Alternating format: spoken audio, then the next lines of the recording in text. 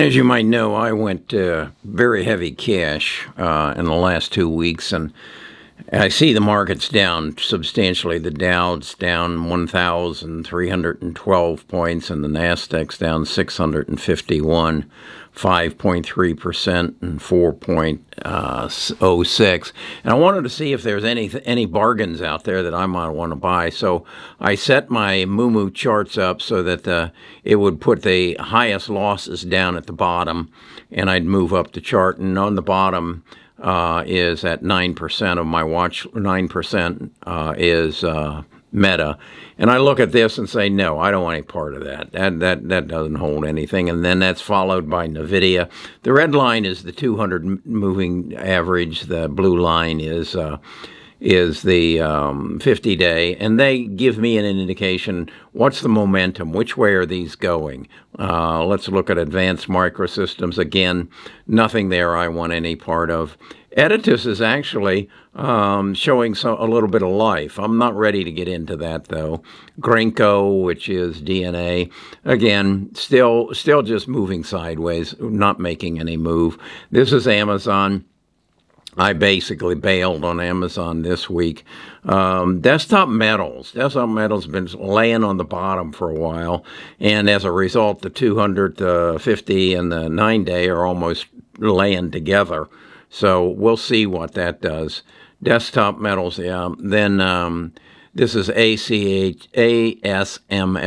This is the largest, the only manufacturer of the equipment that makes semiconductors. Again, not moving in a direction I want a part of. This is Palantir. This is what I bailed on just not that long ago. And again, it's found a bottom and it's laying there. This is Luminar. I actually have some profits in this, but again, it's laying on the bottom. This is Luminar, not showing any interest. Globalx gaining some momentum, but not a buy. This is Apple. Apple is actually crossing over. You can see it bounced against the 200-day moving average, and then went above it, and then bounced again. So you got some resistance there. 3D Systems, right about the 50, but nothing's going to happen that I know of that's going to make it go. This is Google. Google is just not look at the resistance it's having, or the support I guess it's having here at its current price around 103, 105. And then this is a Water Systems. This is an interesting chart. I hadn't noticed this before. This gray box here, I've talked to you on a number of occasions about gaps, where a stock gaps down or up. That's a gap. This stock was down here at about 18 and then gapped up, or I guess it would be it gapped down from 22 to 18, and now it's way down here at 17. So that's not anything. But that gap box is an interesting feature on Moo's charts. Let's see, 23andMe. It's just found the bottom. It's trying to gain some strength. It had a bit of a sunny day, but nothing there. Microsoft's not showing any strength. CrowdStrike's had some moves or attempts to move up. And this might be something that I want to watch a little bit closer next week, and see if it shows some ability to get above this level here of 203.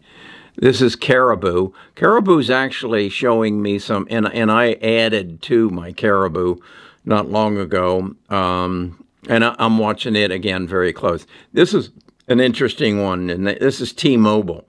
Had been doing well, but again, I want to show you this gap thing. That will come down. Right now, it's at 38.15.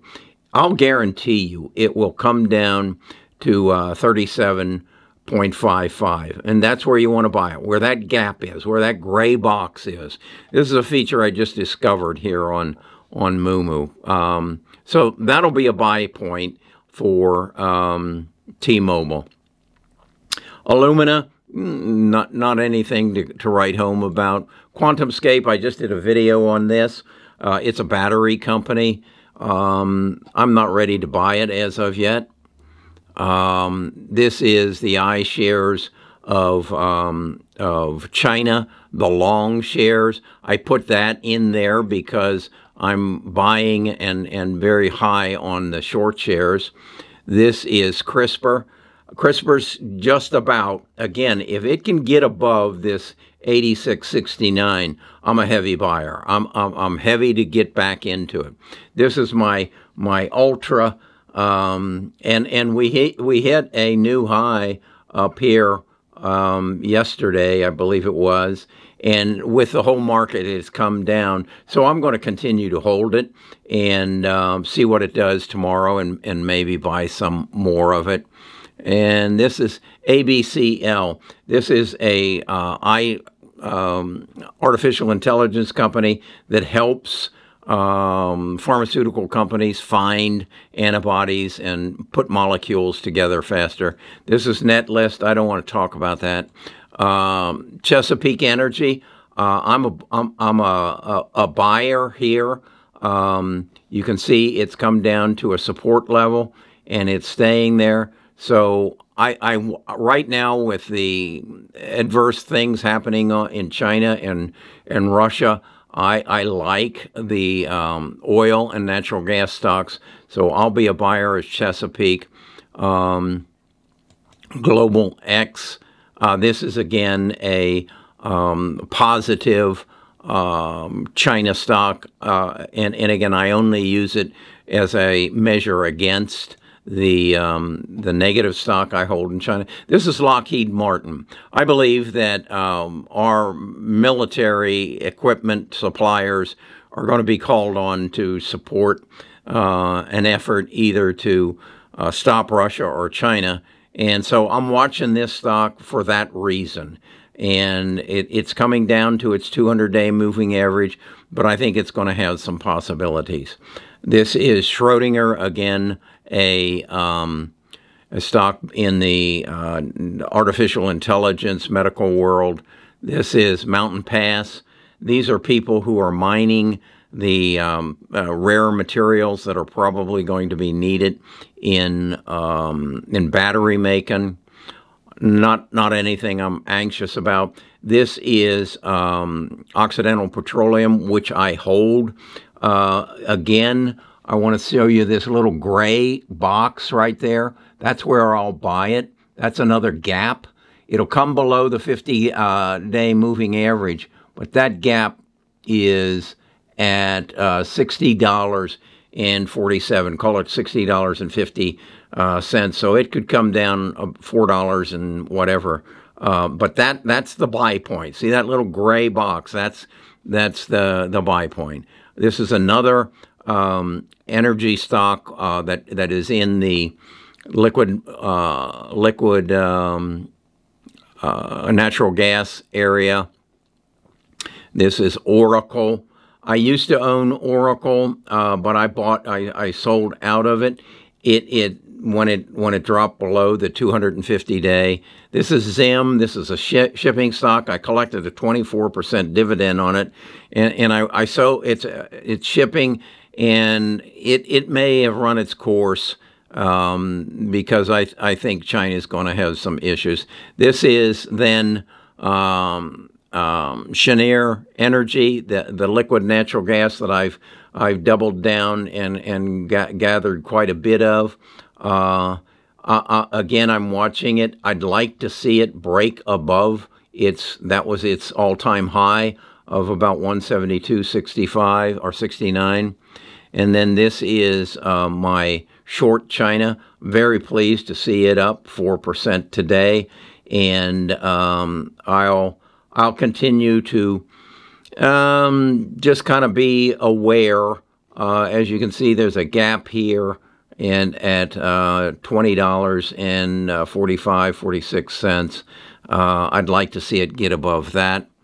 And then this is Consolidated Water that Trent did a video on just the other day, and I'm up about 12% on this in 2 days. As you can see, in the past 3 days, somebody discovered it. Somebody discovered that we have a shortage of water, and we have our water in the wrong places. So this is an exercise I go through on pretty much a daily basis to get an idea of where I want to be and what I might want to buy tomorrow. I'll wait and see how the market opens tomorrow, but I've got a few ideas, and hopefully you picked up a few ideas here as well.